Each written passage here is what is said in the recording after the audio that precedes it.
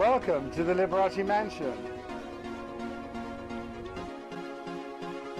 Welcome to Under the Vegas Sun, looking at the people, the events, and the news surrounding Las Vegas and the entire Vegas Valley. Hello, I'm Steve Schorr. We are live from the Liberace Mansion. The great thing about the mansion is not only the people and the things that happen within the mansion, it is the wonderful things that occur at the mansion, such as where I'm sitting now. This is a bit of history. I know it looks like just a piano, a very large piano, but it is history. This piano is the wonderful Baldwin Concert Grand Piano that actually toured with Liberace. This piano was made in 1929.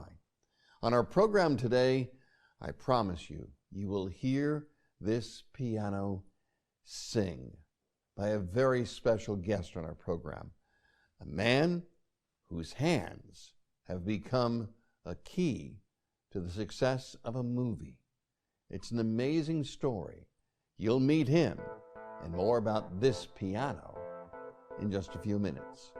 Stay with us. We'll be right back. Hey, it's Mark Chinook from Monday's Dark, and you are watching Under the Vegas Sun with Steve Schorr. The mastering of a piano. It is so much more than most people think. It is not only the physical mastery of the piano, it is the brain of those who play. It's the talent that comes from the heart. But more important, it is the passion that they feel. Liberace was one of the greatest who had that passion. You always heard that passion through his hands. Our very special guest on the program today is a man who has that same passion, who feels that same way with the piano. A very special guest, Philip Fortenberry. Welcome to our program. Thank you very much indeed, sir. Okay, so you are, as you call yourself, the man at the piano. Mm-hmm. Saying you're the man at the piano is one thing. Being the man at the piano is something completely different. Why in your lifetime has the piano become so critical to who you are? Well, the way music came into my life is the main reason. I was a 4-year-old boy in South Mississippi, and one afternoon I was playing outside by myself, and I was overwhelmed by a strange urge to run inside the house and play the piano, which makes no sense. Wait a minute, at 4 years old? I was 4 years old, yeah.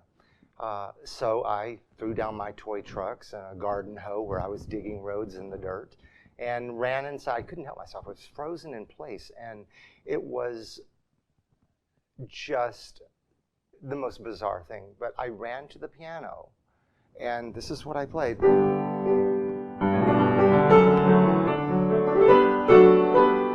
I also played this.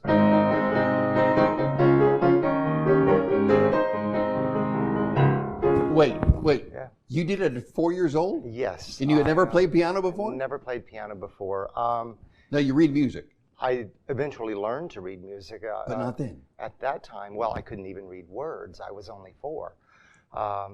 But from that very first moment, I played pretty much like I play now. Of course, I've evolved and I've studied and gotten older and matured as an artist as well. Now, I know people are sitting at home and saying, wait a minute, his mom or his dad must have played piano. No, my parents were at work, at the time. They were poor country folk, in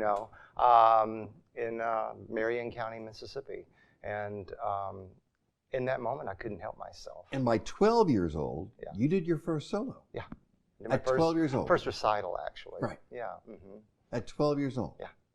Once I started school, and I was, I guess, about second grade, 7 years old, I was beginning to understand, not just read words, but have put together understanding of the meaning of words. And that's when my parents felt like it would be a great time for me maybe to begin music lessons to learn to read music as well, because they thought that might be a skill that could come handy at some time. So let's fast forward a little bit. Yeah. Okay. So you have been off Broadway, on Broadway, Carnegie Hall, Yes. in Las Vegas, the Smith Center, some of the great places in the world. Yeah. You have performed. I've been very blessed, yes. Do you ever think back of that 4-year-old? Oh, every time I put my hands into the piano, I always look for that original connection to the source that made me do this in the first place. Passion. Yeah, absolutely. So in the beginning, you heard me say in the beginning, there is a passion that goes along with this. Absolutely, it consumes you. I was in a piano lesson I was studying privately with this brilliant teacher at the Juilliard School one time, and in my lesson, she said to me, if you can play the sound of the universe through the weakest joint of your weakest finger in one note, the universe will spend the rest of eternity trying to figure out what just happened. And so what I learned to do was flatten out my hands and consider the strings to be an extension of my fingers, so that what I feel from the universe or from within my own heart, what I hear with my ears, these ultimately must become a slave to eliciting the sound from the piano. The piano itself, we all look for the perfect partner to communicate what is within us to play or to say. There is something that I believe. Yeah. Just, it's never been proven. It's never been, nobody's ever said, Steve, you're crazy, but there's something that I believe. And that is true artists. Not those people who just say they're artists. And I think we have a lot of, in today's world, of people who say they're artists and aren't true artists. But true artists take the instrument that they have, whether it be their voice, whether it be saxophone, whether it be whatever it is, that which gives them voice, and make it sing. What I know of you is you make these 88 keys, this incredible piece of furniture, sing. Would you show the audience what I mean?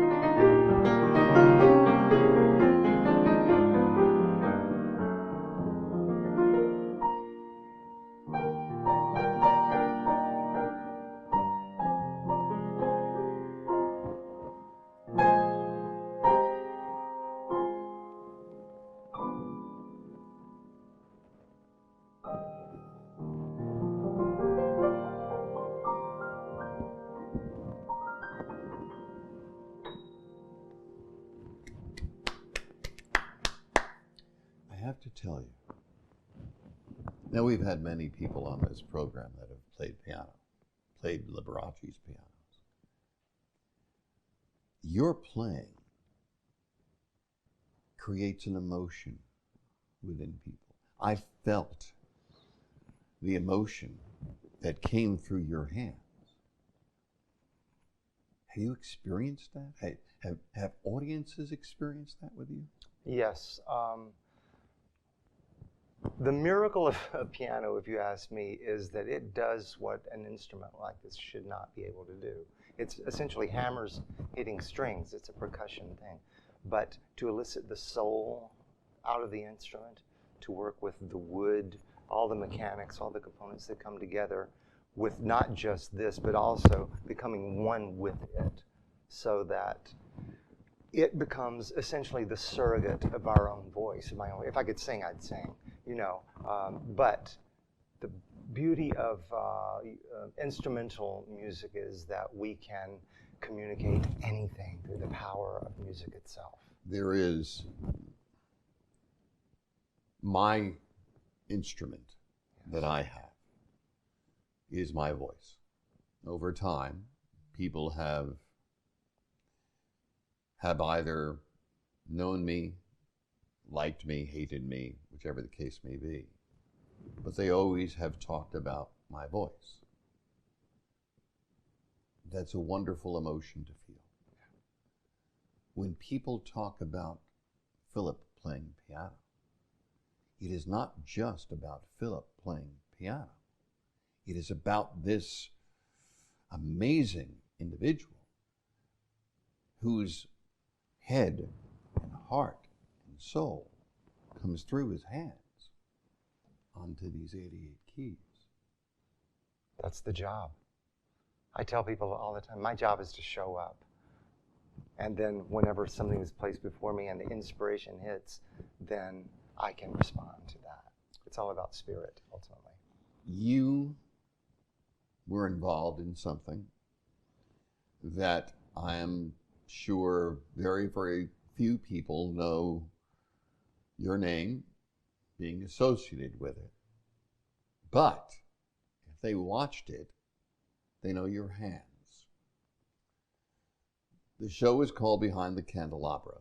It was a story about Liberace. Yes. Whether it was fully truth or not, the one thing that was his artistry that was in that show. In a moment, we're going to let the audience know your role in that show, but more importantly, how you sensed you being such a critical part of the image of who Liberace was. We'll be right back. Don't go away. I'm telling you, you haven't heard anything yet. Stay with us. Hi, I'm Eamon Springall of Stitched at the Cosmopolitan, and you're watching Under the Vegas Sun with Steve Schorr. If I could do anything, I'd love to play the piano, but I can't. Probably never will. When you come through artistry, that you sense it, you feel it, you hear it, it's an amazing thing.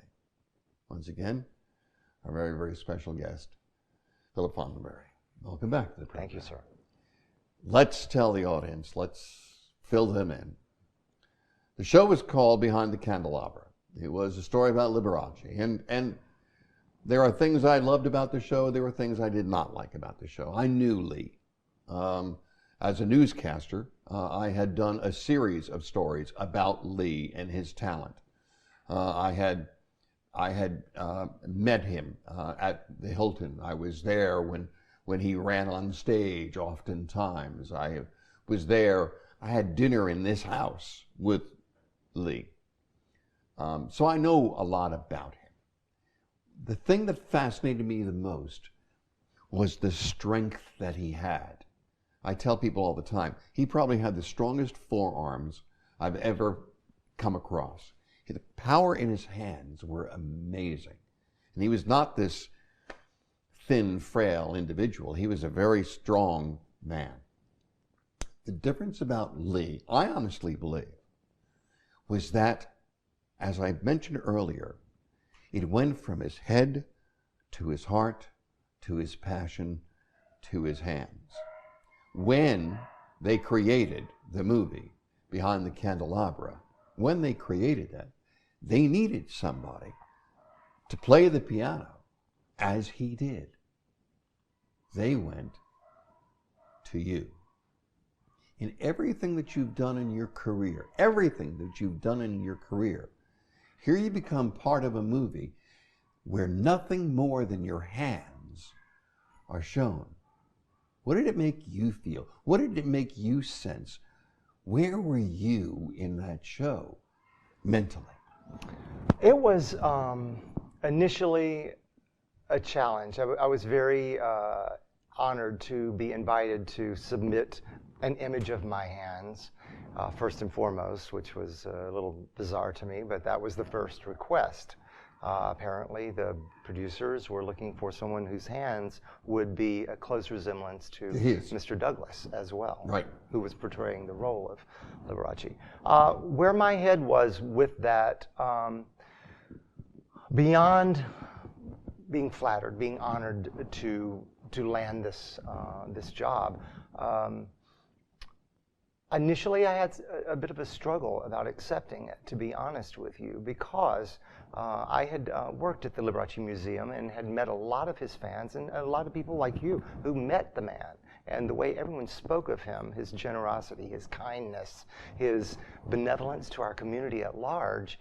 Amazing philanthropist. Oh, amazing plus philanthropist. the foundation had given millions already in scholarships. Exactly. This was important. I mean, this man had left a very positive legacy. He paved the way for other entertainers like Elvis Presley and CeeLo Green, Elton John, Madonna, Lady Gaga, with those outfits. And his special brand of performance, his showmanship, goes unmatched even today. He also proved it was possible for piano players like me to have a career beyond just becoming another classical artist. And so it bothered me to be a part of something that might cast a negative light on his personal life, you know, because I knew the book that this film was based on. But then I realized I wasn't being asked to portray any part of Liberace's personal life. My job was to represent his artistry. Yes, his artistry. Yes, It absolutely. was. And that's why I refer to myself. I'm the man at the piano, and in that instance, my job was to be all that, to nail that down. So much so, I'm one of these people. Whenever I watch films and there's a piano player on there, I look to see if what I hear is actually what I'm seeing. You could not, though, separate your hands, this talent, from this man at the piano. Not at all. You remained Philip Fortenberry at the piano. Yes. But your hands became Liberace. Absolutely. How tough was it for you to play his music, knowing you were the man at the piano, but his hands were the ones playing? I was offered original footage of Liberace playing the music in the show, and so I studied this video footage, and also, of course, the sounds and everything. And you know, the trick was that Liberace never wrote any of that piano stuff down, so I had to learn it by ear. Thank God I could play by ear, right? One of the first things in the audition, they asked if I could submit a video of myself playing his Boogie Woogie, which is what you see in the I think the original trailer for the film. Exactly. You know, and then I was so stressed, to say the least, whenever I turned on my computer and there's the original trailer. I said, "That's my hand doing that." You know, all that stuff. It's like really learning what Lee did. I mean, he was so specific about what he did, how he did it, his style of playing. And the truth is, I think the fact that I was a young kid growing up in America and Liberace was so famous, he was so well known, he was a household name. I heard his recordings. I grew up with his sound in my ears, and my own style of playing is so much like his anyway. And so whenever it came time to really work on this material, it was kind of an automatic fit. I'm going to ask you a tough thing. Okay. Be careful. You are now in Liberace's home, his mansion. Yes. Now at his piano, 1929, signed by him. Wow. Can you play Little Lee? Oh, my favorite.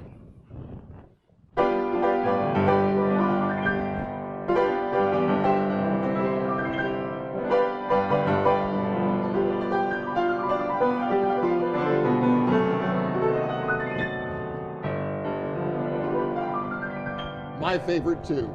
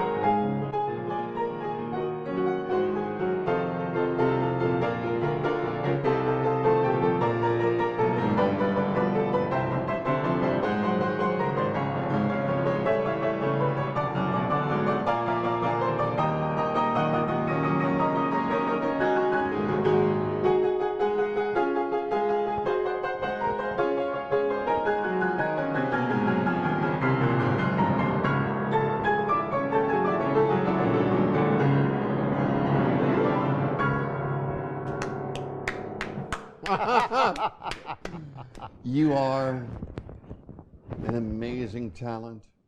You are an amazing artist. You are a tribute to what I think music has been, should be, and will be forever. And I want to thank you very much for being on the program. Thank you for having me. Let me say that that you are welcome back at any time. And what I love about who you are and what you are is that you share your talent. You look to the generations of the future, and you help the generations of the future. And I think as long as we still have musicians like you, we are in a wonderful, wonderful place. Thank you very much. Thank you very much, sir. I do appreciate it. So do I. It is about music. It's about that sense. It's about that feeling. When it's great, it is amazing. We'll be right back. Stay with us. Hi, I'm Frankie Shinta, downtown's king of entertainment. You're watching Under the Vegas Sun with Steve Schorr. I just wish I could play a piano like Philip. Just wish I could play a piano like that. Amazing, amazing, amazing. But so is this wonderful Baldwin piano. 1929, as I said earlier. And it is all about the music and what Liberace did in his entire lifetime. Now, speaking about Liberace, I have to tell you about a situation that has me somewhat befuddled. Las Vegas is a great town. It's a great city. And on Las Vegas's wonderful strip sidewalks, there is something called the Walk of Stars. On that sidewalk, like they have in California, are the stars of very, very many performers. The problem is, some of those stars are now being removed so people can put in bollards. Bollards are those, well, I can say they're the protective devices to keep cars off of the sidewalk. But in the process, those Walk of Stars are going away. Some of those stars include people like Sammy Davis Jr., Frank Sinatra, Wayne Newton, Rich Little, even Elvis Presley, and the man whose piano that I sit in front of, Liberace. It is a shame. And what I hope really happens is that the elected officials in Las Vegas say, we cannot do this. We need to get those stars of those amazing entertainers back where they were. This is the entertainment capital of the world. Not having those stars, we miss a lot. Until the next time, I'm Steve Schorr. Be safe and enjoy life under the Vegas sun.